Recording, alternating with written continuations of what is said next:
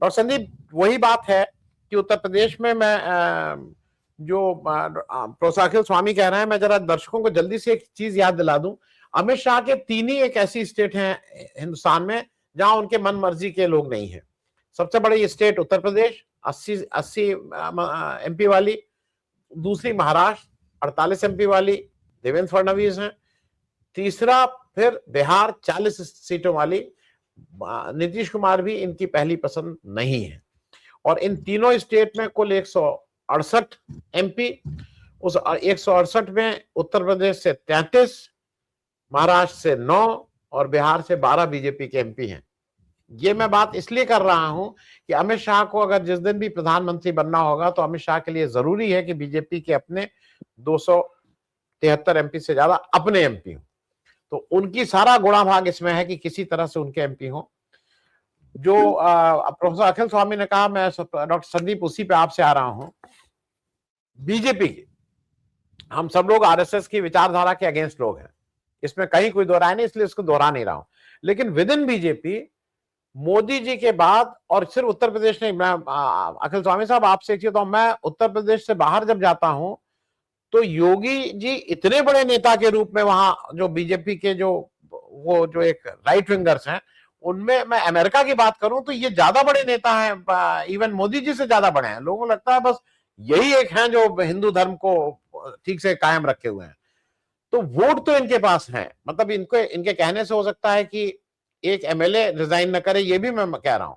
योगी जी के कहने से अगर ये आज हटा दिए जाए तो एक एमएलए रिजाइन नहीं करेगा उत्तर प्रदेश में। ये अभी जब मैं नावेद भाई के पास आऊंगा तो ये भी पूछूंगा। लेकिन वोट की दृष्टि में ये जरूर इफेक्ट कर देंगे बनिस्बत अमित शाह के। अमित शाह के से तो लोग खुश होंगे, अगर अमित शाह को ये निकाल दिया जाए तो बीजेपी के 1-2% वोट बढ़ जाएंगे। मैं डॉक्टर संदीप इस सारे संदर्भ में दोनों चीजें इसलिए पूछ ले रहा हूं कि आज जो हुआ, जो ये आज क्रिसमस को जिस ढंग से पूरे देश में जिसका विरोध हमारे बीजेपी के और आरएसएस के लोग कर रहे हैं, वो आपको नहीं लगता है कि, मैं इसलिए इस प्रश्न को बड़ा कर दे रहा हूं कि जो बांग्लादेश में हो रहा है आप उसमें पेट्रोल डालने का काम कर रहे हैं? क्योंकि ये मैं फिर याद दिला दूं, भारत और नेपाल को छोड़ के दुनिया के सब देशों में हिंदू अल्पसंख्यक हैं। बाकी क्रिश्चियनिटी और इस्लाम के लोग अल्पसंख्यक कई जगह नहीं है, मेजॉरिटी में है। हम लोग हिंदू जो है वो दुनिया के सारे देशों में अल्पसंख्यक है, और यहां पे अगर आप अल्पसंख्यक के साथ इस तरह का बर्ताव कर रहे हैं तो वो आपको कहीं ना कहीं आईना दूसरी जगह दिख सकता है। और साथ में जो यूपी की पावर स्ट्रगल चल रही है, दोनों पे एक छोटी टिप्पणी ले लो डॉक्टर संदीप जी। नमस्कार सर। ये जो आपने हिंदू वाली बात को मैं पहले एक्सप्लेन करता हूँ कि ये जो हिंदूज को हिंदुत्व के नाम पे जो एक पॉलिटिकल हिंदुत्व का मसला है, उसके नाम पे जो जॉम्बी बना दिया गया है ना, जो ये क्रिसमस में ईद में इधर जाके उधर मस्जिदों के सामने नाचते हैं, तोड़फोड़ करते हैं, ये बड़ा विचित्र है। ये हिंदू धर्म नहीं सिखाता है। हिंदू धर्म तो एक बेहतरीन धर्म है जो कभी खतरे में भी नहीं पड़ सकता है। वो तो को एग्जिस्टेंस की बात करता है, सह अस्तित्व की बात करता है।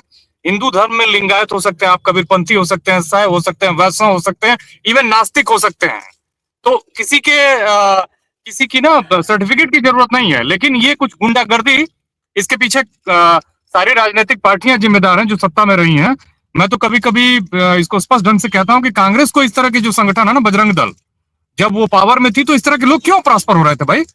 ये इस तरह के संगठनों को अगर शुरू में ही रोका गया होता तो ये आज ये नहीं कर पाते। इन लोगों को जॉम्बी बना दिया गया है, और कुछ लोग इनके ऊपर हेलीकॉप्टर से फूल बरसाते हैं, और इस तरह के एलिमेंट्स को पैदा कर दिया गया है ना कि अजीब वो गरीब ही हिंदुत्व के हिंदू धर्म के ठेकेदार बने हुए हैं। हिंदुत्व की पॉलिटिक्स से इस देश के विनाश पर तुले हुए हैं ये लोग। तो जो हो रहा है, जैसे बांग्लादेश में जो हुआ कि वहां ये बड़े चिंतित हो गए, ये अपना घड़ियाली आंसू बहाने लगे कि नहीं, एक दलित हिंदू को वहां मार दिया गया। यहाँ रोज दलितों को आप मार रहे हो। एक बेटी को जिसके साथ एक विभत्स घटना हुई, उसमें जो अपराधी है वो छूट के घूम रहा है 5 साल में। माने एक तरह तो बच्ची की भी जो आधी जिंदगी है वो खत्म हो गई।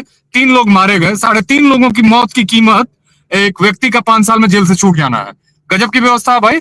उस पे तो कोई प्रदर्शन नहीं करता है। उस पे 3 लोग इंडिया गेट पे प्रदर्शन कर रहे थे। 140 करोड़ की आबादी में 3 लोग प्रदर्शन कर रहे थे, योगिता बयाना, बच्ची और बच्ची की माँ, बच्ची की रिश्तेदार, क्षमा करिएगा। तो 3 लोग प्रदर्शन कर रहे थे। ये देश कैसा हो चुका है, देश के लोगों को सोचने की जरूरत है। हिंदुत्व के ठेकेदार न बने, हिंदू धर्म के ठेकेदार न बने। हिंदुत्व का जो दर्शन है वो एक नकली दर्शन है, फर्जी दर्शन है। इसलिए ये जो हो रहा है इसके पीछे सरकारें जिम्मेदार हैं, ये लोग जिम्मेदार नहीं है।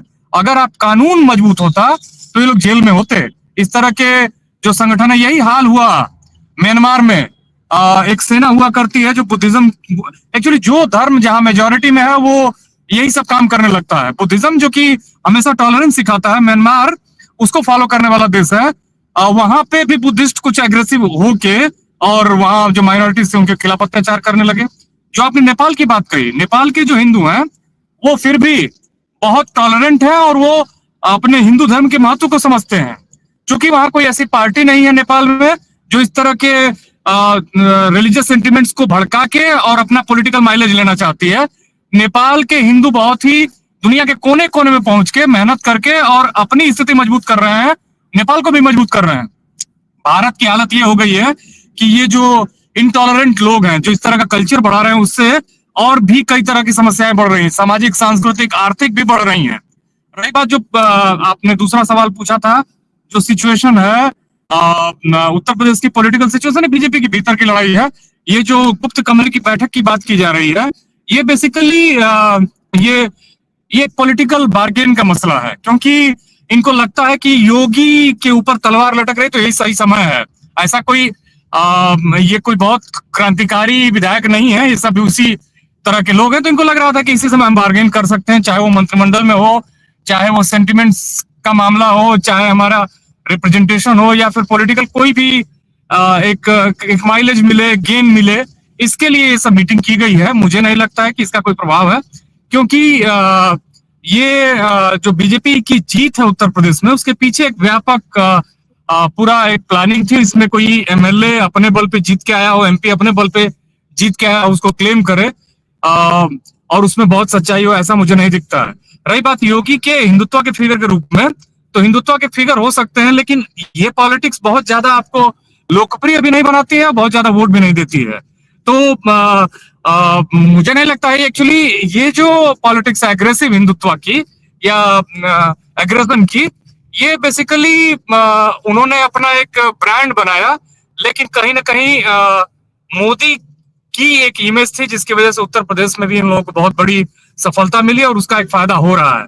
लेकिन कुल मिला के ये जो मीटिंग हुई है, इसका कहीं कोई बहुत बड़ा राजनीतिक संदेश नहीं, ना ही कुछ होने वाला है। ये बस अपने पार्टी के भीतर उनका जो असंतोष है उसमें उनको कुछ मिल जाए, इसके लिए मीटिंग की गई थी।